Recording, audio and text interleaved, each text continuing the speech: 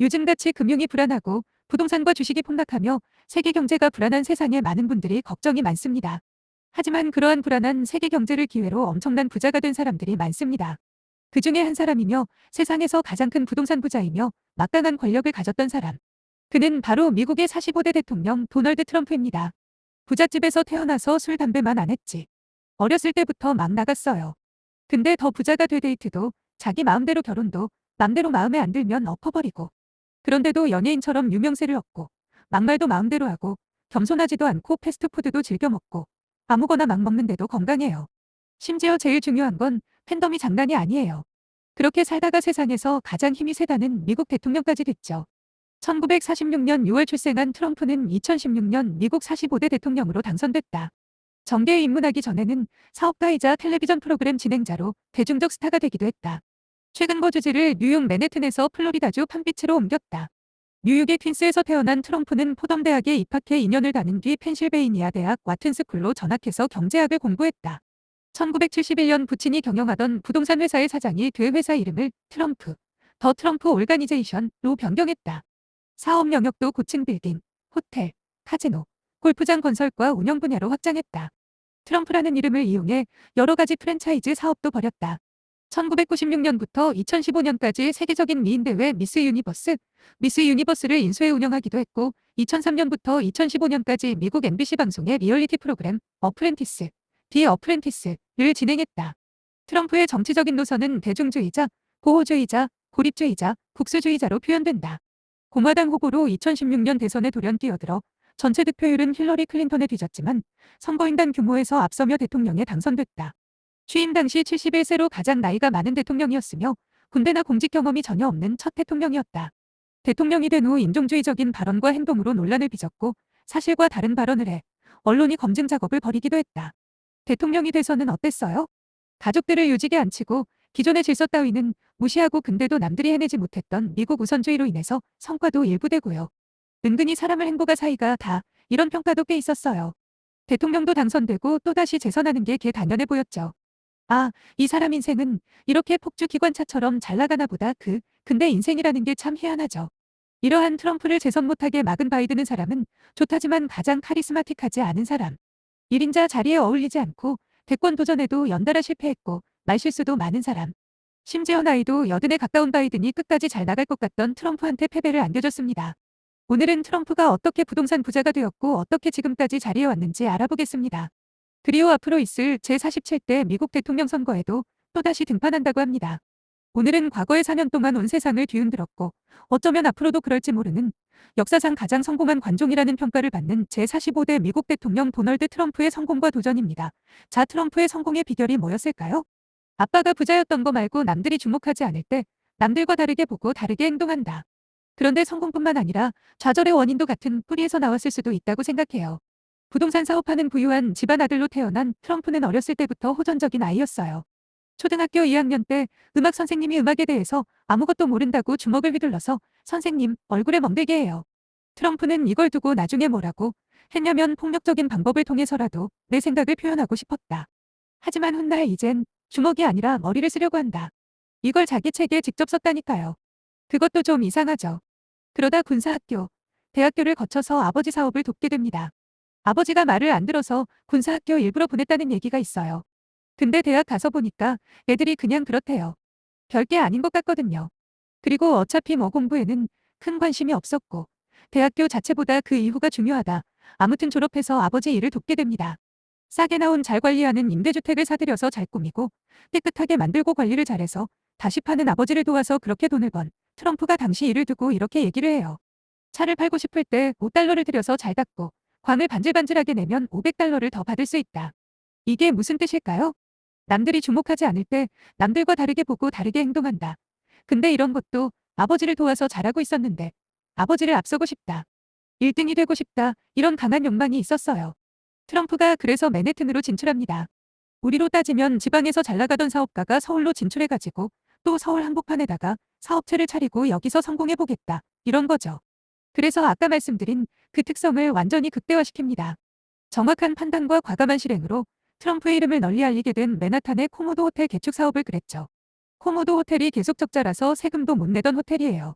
건물은 낡았고 지저분하고 주변도 슬럼화되고 부동산 경기는 나쁘고 그래서 아무도 건드리지 않는 시절이었는데 트럼프는 관점이 달랐어요. 그래 오래되고 정리가 안 돼서 슬럼화됐지. 그리고 관리를 잘 안 되네. 근데 호텔 위치가 좋다. 그리고 출근 시간에 자꾸 지켜보니까 사람들이 그 앞에서 엄청 많이 지나가요. 코모도를 바꿀 수 있다면 대박이죠. 근데 돈이 없는데 어쩌지? 트럼프는 어떻게 했냐면요. 뉴욕시에 우리 세금 좀 깎아주세요. 어차피 코모도 호텔은 장사도 안 돼서 재산세도 못 내고 있는데 내가 개발해서 일자리 창출시키고 지역사회의 발전에 기여하겠다고 합니다. 그리고 뉴욕시에 40년치를 깎아달라고 한 거예요. 근데 트럼프가 뉴욕시장에 이렇게 얘기해요. 그냥 생각해봐. 지금 부동산 시장이 나쁘지. 이걸 누가 사겠어? 경기도 안 좋은데. 근데 너네가 세금을 깎아줘서 내가 호텔을 지어 일자리 수천 개가 생기지 동네가 좋아질 수도 있잖아. 그리고 큰 수익이 나면 뉴욕시에 일부 돈을 기부하겠다고 합니다. 그리고 40년치 세금을 깎아달라고 설득을 한다. 그래서 어떻게 됐느냐? 세금을 깎아주기로 합니다. 그래서 그걸 근거로 금융기관에서 대출을 받습니다. 트럼프의 초기 투자금을 그렇게 많지는 않았어요. 여기에 대해서 당연히 비판도 받았습니다. 왜 쟤만 세금 깎아줘? 우리는 왜 안 깎아주냐? 이건 특혜잖아. 근데 아무도 대안을 내놓지는 않고 있어요. 여기에 대해서 트럼프는 이렇게 말합니다. 성공하면 시샘과 질투가 따르기 마련이다. 상대방을 저지함으로써 만족감을 느끼는 부류가 있는데 나는 그들을 인생의 실패자라고 부른다. 그러한 패배자들이 진짜 재능이 있다면 싸우는 대신에 건설적인 일을 하려고 들 것이다. 일리가 있죠. 그리고 1980년 9월에 맨하탄 코모도 호텔 부지에 그랜드 하얏트 호텔이 들어섭니다. 트럼프가 크게 베팅을 했고 크게 성공을 한 거죠. 트럼프의 이름도 높아지기 시작해요. 그리고 1980년대에 이미 아파트 한 채에 수십억 원씩 했다는 초호화 주택. 하지만 화려한 겉면과는 달리 싸구려 자재를 썼다는 폭로가 나왔던 트럼프 타워를 지어서 분양하는 게 성공하고요. 카지노 사업에 진출해서 성공을 거두고 또 나중에 문제가 되긴 하지만 뉴욕시가 6년 동안 끙끙댔던 스케이트장 건설 사업을 단 5달 만에 마무리하고요. 스포츠단은 물론이고 미인대회까지 운영하고요. 나중에는 텔레비전 프로그램에 출연해서 연예인 이상의 인기를 얻어요. 근데 약간 우리가 생각하기엔 이상한 면도 있어요. 한국의 재벌이 어떤 리얼리티 쇼에 나와가지고 주인공이 됐다. 아무튼 그 사이에 파산도 할 뻔하고 베스트셀러도 되고 결혼도 3번이나 하고 자녀들도 얻게 되죠. 2015년에 대통령 선거에 뛰어듭니다. 대선 출마를 선언한 거죠. 처음에는 가망이 없는 것 같았어요.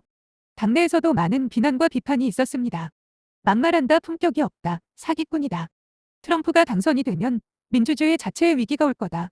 그런데 트럼프는 다른 후보들과 시각, 그리고 행동 자체가 완전히 달랐어요. 막말 같은 걸 서슴지 않고 합니다. 특히 무슬림이나 히스패닉 혐오 발언도 했어요. 사람들 마음속에 있던 공포에 불을 지십시오. 왜 테러 때문에 미국 사람들 마음속에 두려움이 있었으니까요. 그리고 지지율이 급상승합니다. 공화당 후보 지명을 받고 나서 민주당 클린턴 후보와의 경쟁에서 막말은 계속 심해지고 계속되죠. 불법 이민자처럼 힐러리도 쫓아내야 된다. 힐러리 감옥에 보낸다. 힐러리 미쳤다. 이런 막말이 계속 이어져서 지지를 철회하는 사람도 나오고 비판과 비난은 계속되는데 오히려 소외 코어는 계속 늘었어요. 응원하는 사람은 계속 있었다는 거죠. 미국 아시다시피 2016년 대선에서 트럼프가 힐러리를 물리치고 대통령에 당선되죠. 거의 모든 언론의 예상이 빗나갔고요. 정치 거물들의 예상은 물거품이 됐습니다. 가장 화려하게 살다가 대통령에 취임하고 역사상 최고령 대통령, 역사상 가장 돈이 많은 대통령으로 기록된 막 그런 얘기가 나왔었어요. 중국을 억누르고 철저하게 자국 우선주의를 실현했죠. 기존에 미국이 만들어 놓은 세계 질서라고 해도 지금 미국의 이익에 부합하지 않는다면 모든 걸 다시 바꿨어요. 멕시코의 국경에는 실제로 장벽을 쌓았죠. 그리고 다른 한편으로는 쇼라는 사람들도 많았지만요. 중동에서 그리고 북한과의 관계에서 일정한 성과를 냈다는 평가를 받기도 합니다. 실제로 미국 실업률이 낮아지는 등등 해서 미국 경제가 나아졌다는 평가도 받고요. 인종 간의 갈등을 묵인하고 통합을 저해하는 행보를 계속 보이면서 트럼프에 대한 비난은 계속 커져갔죠. 하지만 팬심도 더욱 견고해졌습니다. 많은 사람들이 트럼프의 재선을 점쳤어요. 강력한 상대도 없어 보였고요. 아, 정말 트럼프 회장은 트럼프 마음대로 가는구나 싶었어요. 그리고 코로나19가 창궐해 트럼프는 위기를 맞습니다. 코로나는 천하의 트럼프라고 해도 협상을 할 수 있는 상대가 아니잖아요. 그러면 와중에 트럼프와 달리 좋게 말하면 가장 기존 미국 정치의 상식에 부합하는 사람, 그래서 한편으로는 좀 지겹고 지루하다는 평가를 받는 상대 바이든이 부각되기 시작했습니다. 바이든은 가장 어린 나이 19세 상원의원에 당선된 사람이에요. 그렇게 부자는 아니었고 가톨릭 중산층에서 자라서 주립대를 졸업하고 로스쿨을 거쳐서 변호사가 됐는데 지역 활동을 하다가 정치에 뛰어든 이후에 상원의원에 당선되고 7번을 내리 당선된 상원에서 외교위원장까지 지낸 국방외교 법률 분야의 달인, 또 오바마 행정부 때는 8년 동안 부통령까지 지냈죠. 보통 사람들의 삼관은 관계없이 지들끼리 해먹는다고 트럼프가 그렇게 욕을 많이 했던 소위 워싱턴의 대표적인 정치 엘리트였던 거죠. 근데 아무리 코로나가 있다고 해도 그런 바이든한테 트럼프를 이길 수 있는 뭔가가 있었을까요? 그게 뭐였을까요? 트럼프한테 없는 것들이 바이든한테는 있었습니다.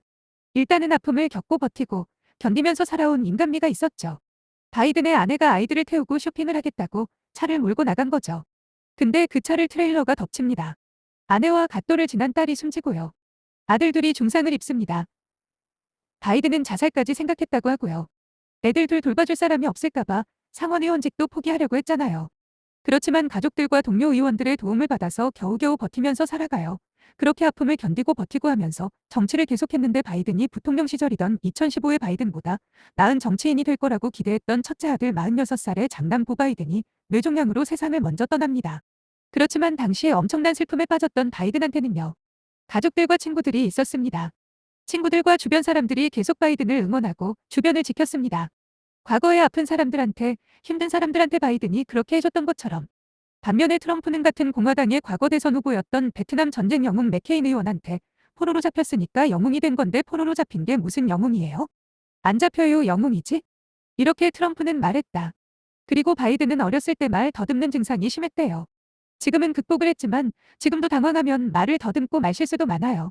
오바마처럼 언변이 뛰어나거나 새로운 부처럼 대중의 가슴에 막 팍팍 꽂히는 자극적인 말을 할 수 있는 사람이 아니에요. 근데 오히려 이게 신기하게도 장점으로 부각되기 시작했어요. 바이든의 유리하지 못한 말, 그리고 말실수에는 바이든의 솔직한 심정이 담겨 있는 경우가 종종 있었거든요. 이것이 46대 대통령 선거에서 어필을 했습니다. 반면 트럼프는 항상 남들과 다른 시점에 다르게 보고 다르게 행동하면서 변신을 거듭하면서 성공해왔는데 이번에는 그 공식이 안 통하고 변신하지 않는 바이든한테 진 거니까 미국은 위대한 나라라고 하죠. 민주주의의 가치와 시장 경제의 탁월함을 전 세계 스스로 증명해온 위대한 트럼프의 성공. 그리고 그를 멈춰 세운 바이든 누가 더 훌륭하냐? 누가 더 잘했냐? 그건 훗날 역사가 평가하겠지만 하지만 이러한 일련의 과정은 성공은 영원하지 않고 교만하지 말고 나를 돌아보며 매일매일 새로워져야 한다는 것을 말해줍니다.